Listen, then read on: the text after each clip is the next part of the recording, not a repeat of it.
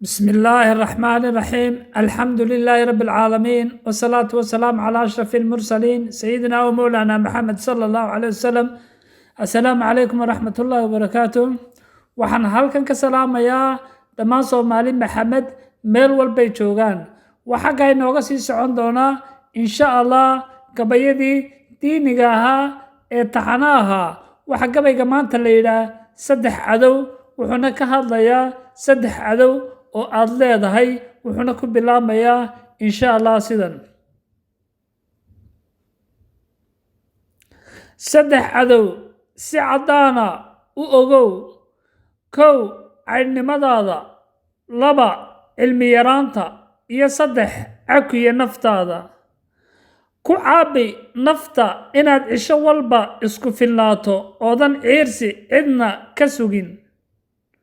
ku carbi naftaada cilmi cadceedii soo baxdaba cashar nolosha ka baro.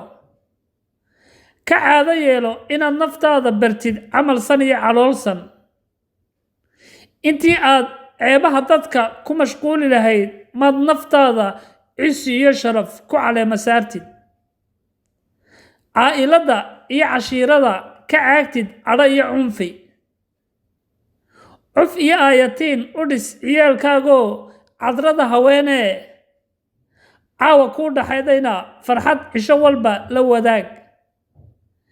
ciil iyo cadho inta kula maaganna ciirsi casiiska eebbe iskana cafi.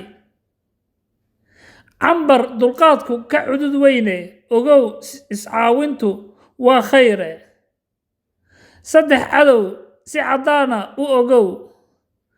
kow caynimadaada, laba cilmi yaraanta, iyo saddex cakiya naftaada. waad mahadsantihiin dhammaantiin. waxaan leeyahay walaal dulqaadka iyo aynu ku dadaalno nafhuridda xaqa insha Allah walaalayaal. والسلام عليكم ورحمة الله وبركاته.